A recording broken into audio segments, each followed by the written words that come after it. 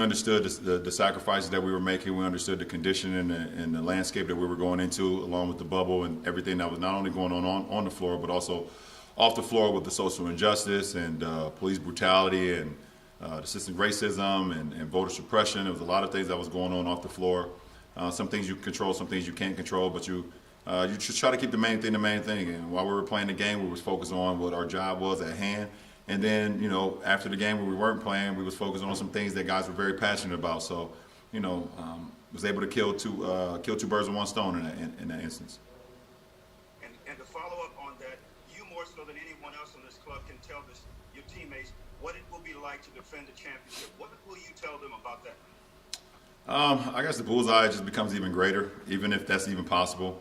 One, for me personally, the bullseye has always been on my back or on my front since I entered the league, and then you add in the Laker name on top of that, the Lakers franchise. The bullseye has been on this franchise for a long time as well. So, understanding that everyone's going to come at us, everyone's going to, try to take away from us defending our title. But, for me personally, last year we won the ring, we won a title, and this year is a new challenge. It's everybody opportunity to go out there and do it. So, as long as we go in with that mindset and be humbled about our process, and and not worry about what we did last year, we need to worry about what we're going to do this year. It will give us the best possible chance to be able to go out and try to win another one. Mike Trudell.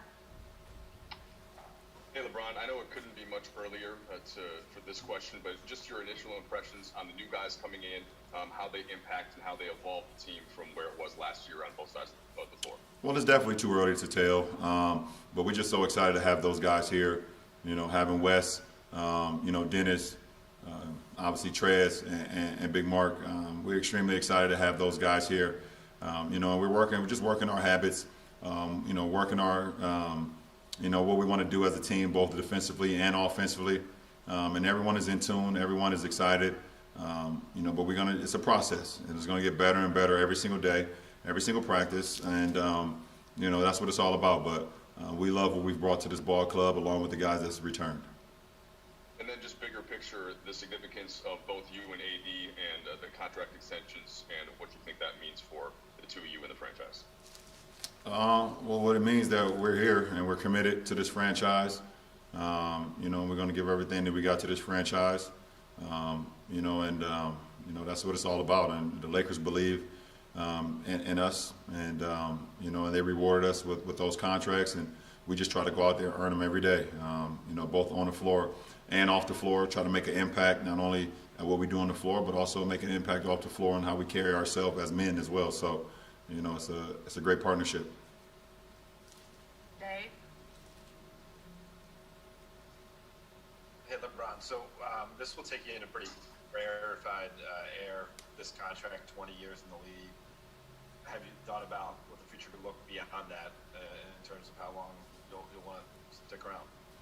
No, I haven't. I don't know how long I'm gonna stick around this game. I've never taken. I never take for granted every time I get an opportunity to play another season. I try to prepare my mind and my body and my spirit, for a season and see where it takes me. Like you said, at the end of this contract, I'll be in year 20.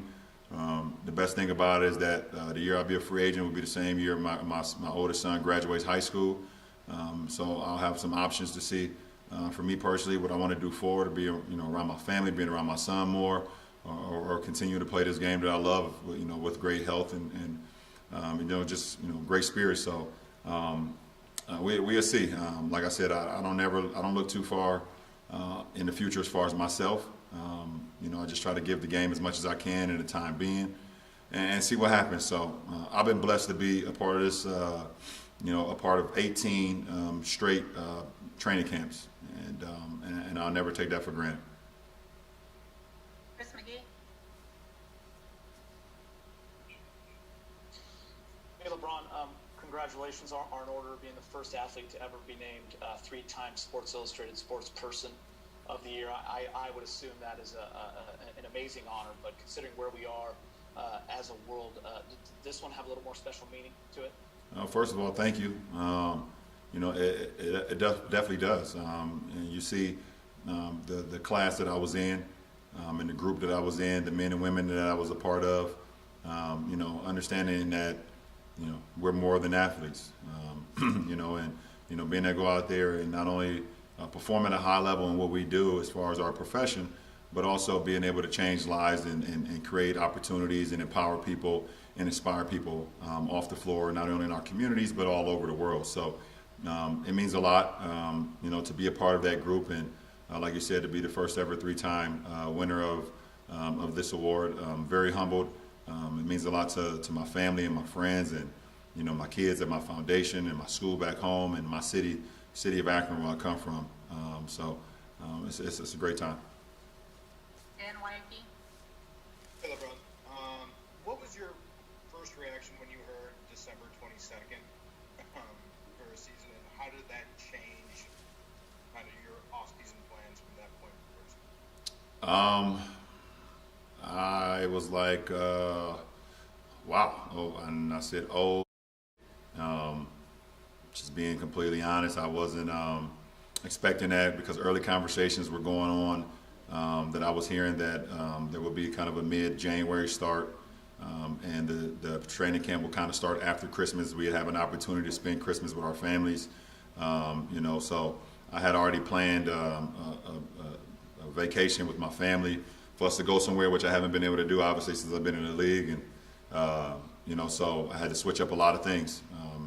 Once I heard the December 22nd start and with training camp starting, obviously this week. So, just started preparing my mind, preparing my body, trying to get as much stuff as I could do with my family, spending as much time as I could with them before getting back into the grind. So, that's what it's been about.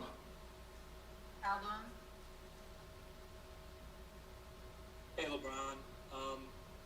You've now won a championship with every franchise you've ever played for. Rob talked to us about his hope that one of the jerseys that you retire at the end of your career will be a Lakers jersey. With this contract, how much is going into sort of what you've already built and accomplished in LA and what you hope to achieve here? I just want to continue to do what I've always done. Try to lead the franchise, lead the group of guys that I'm around as far as the game that we play. And then off the floor, just continue to inspire people on being more than what people say that they are, and carry myself personally. I understand every time I leave a house that I'm not representing just myself, I'm representing my whole family, representing my friends that's associated with me and representing my kids at my school back home. So it's a lot of responsibility for me when I walk out of my household. So, I want to continue to go out there and play the game at a high level, continue to play for my teammates, continue to play for this franchise, play for our fan base, play for whoever, want to see me play the game and like the way I approach the game, and continue to inspire off the floor. Bill Oram. Hey, LeBron, good to see you. I'm wondering, you've been only out of the bubble for like 6 weeks, half as long as you were there in the first place. I'm wondering what the adjustment back to the world has been like for you, and what changes you've had to make in your life, your family's behavior, to limit your exposure and do your part, for the league. I mean, are there changes you need to limit your bubble, your typical orbit? Yeah, I mean, you just have to. I mean, we listen to the experts on what's going on with the climate, as far as COVID, and keep your family in the mask when we leave the house or whatever the case may be, and be cautious of where we travel to, be cautious who we're around. Right now you just try to do everything that you can to protect your family, and hopefully you can stay safe and stay healthy. Obviously that's the most important thing than anything. So that's what it's been all about. I mean, obviously, we are all hoping that the world gets back to normal at some point, so we can get back to kind of some normalcy. With our kids being back in school, our kids miss being in school. They're sick and tired of doing these Zoom classes. They love being around their other classmates. They love, being in classrooms and having fun, and I understand that too. So hopefully we can get back to that soon, but much appreciation, much respect to the teachers that's holding these classes, Monday through Friday. They're doing a hell of a job. So much respect to that. But, we'll see what happens. But for me, nothing has changed. Pretty much I've always been, protector of my family, and no matter what, no matter if it was, COVID going around or just how we live on a day-to-day basis. Mark Medina. Hey, LeBron, good to see you, and congratulations on your extension and all your accomplishments. You've said a lot of times of the adjustment and struggle with playing games without fans. I was wondering, because of the bubble experience, how more equipped are you to be able to adjust to that, or is that still kind of an ongoing struggle you think you'll continue to have? No, it would never be something that I'll be fully comfortable with or accustomed with. I got too many years of playing the game or playing sports in general with fans. So I would never want to get fully committed to that or fully comfortable with that, because I believe at some point we will get back to it.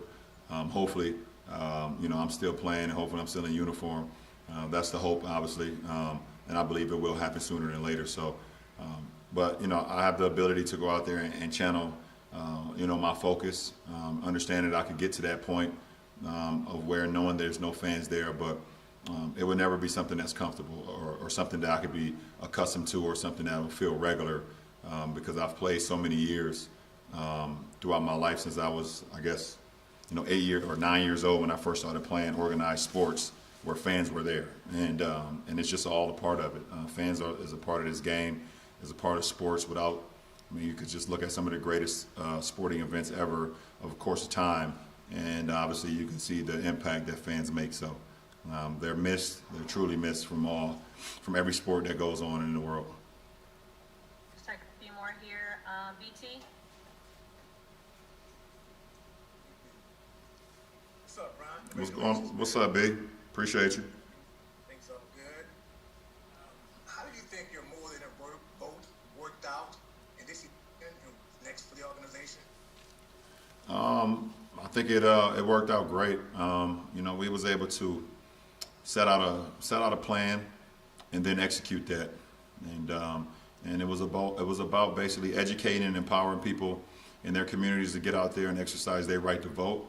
Understand their exercise, understand that their right to vote, how important it is, to vote, not only to change what's going on in America, but also change what's going on in some of their own communities. So, with the help of a lot of people, a lot of athletes, a lot of entertainers, a lot of local people that go around in their own communities that's making change, we was able to have some success. I mean, you look at the numbers through the election; it was the most turnout ever in election history of people who got out there and voted. And one thing about us, we didn't tell you who to go vote for. We didn't pick one side versus the other side. We just wanted to educate you and enlighten you and empower you and let you know, how important your right is. And this is your right, because so many people lay their lives on the line to have this right. And and then growing up in a black community, a lot of people don't understand or don't feel. I don't want to say understand. They don't feel like their vote counts, or them voting like it actually matters. But it does, and we saw it in the November election of how many people turned out and the change that was able to create. And we want to continue to do things. We're looking at the race that's going on in Georgia coming up, in January. So we're trying to see how well we can continue to help down there, because it's a big moment down there, and then going forward, seeing other opportunities where we can help create change for the better of good for all of us, not just people that's involved in more than a vote. All right, three more here. Alan Sliwa. Hey, LeBron. Anthony Davis was obviously so great last season. I just want to get your thoughts on some of your expectations for him this upcoming year, and how you think he even steps up his game even more from what he's already accomplished. I don't have any expectations for Anthony Davis. I mean, listen, I know what he's about. I know what he's capable of, and I know what he brings to the game. He's special. He's one of the best players in the world, and his talent is what he's able to do at his size. There's just not many people in the world that's ever been able to do that in this sport, period. So, but I don't have any expectations on him. He's going to go out and be himself, and he's going to do things not only that we've seen before, it's going to be some things that we haven't seen before. but it's going to be on both sides of the floor. So, but there's no expectations for me. Bill Plaschke. Yeah, LeBron, you've never been a big fan of load management, but isn't this year different? Don't you need to conserve it with a shortened off season? Don't you need to conserve yourself more this year? I've always listened to my coaches. We had the same thing last year when the coaching staff got here. You know, we're going to be as smart as we can be on not, you know, making sure that my body and making sure that I'm ready to go. Obviously, every game matters, but you know, we're competing for something that's, you know, that's high. So, you know, we don't ever want to shortchange our stuff, and it's for me personally. You know, it's always a fine line with me, but I understand that with the shortened season, I mean, I think it was 71 days that the off season is going to be the shortest off season for any sport ever, you know, any professional sports ever. So you're going to be very conscientious about, you know, what we do going forward, as far as me personally. Last question, Melissa Rowland. Hey, LeBron, you talked about just sort of your reaction when you first found out how short your off season was going to be. Now that you've had some time to let it set in, how are you feeling both physically and mentally right now? Physically, you know, that's gonna. I mean, right now I'm sore as hell. We day 2 of training camp, so that's been my whole career, pretty much, except probably like year 1 and year 2 when I was 18 and 19. Super sore. But nothing, I don't have anything that's stopping me from being on the floor, doing 5-on-5, doing 4-on-4, doing any drills, things of that nature. So good in that sense. And then from mentally, I'm great. I mean, I'm healthy. My family's healthy. You know, I'm great mentally. So I'm in a really good place in my life. So I'm solid. Jay, will you just take one more for Chris McGee, please? Yep. Yeah. Thanks, LeBron. Kind of to piggyback off a question Mike asked earlier about the new pieces. Considering you guys just basically won this championship, it seems like yesterday, you know, mid-October, can new pieces help a title team, and just in terms of practices and focus early on, especially guys that are thirsty for a title? And I know Mark's won one, but it's been a couple years. I mean, just adding guys that just play the game the right way and that's hungry to be, you know, hungry to want to, you know, win and win at the highest level. You know, you got Trez, who's won a 6 Man of the Year award. You know, you got Dennis, who played, you know, in a bunch of playoff games and, you know, was right there, you know, at winning a 6 Man award. You got Wes, who's been on some teams, who's went deep into the playoffs with Milwaukee or with Dallas and things of that nature. And obviously Big Marcus won one. So you got guys that's just hungry to make a mark on their career and do it at a high level. And, you know, and we got some guys that's here that's not satisfied with just winning one title. So, you know, you add that all together, I think it's going to be great for our ball club. So, you know, playing this game, you want to be remembered. You want to be legendary. You know, you want to be remembered and be, you know, remembered as one of the greatest teams or one of the greatest players or whatever the case.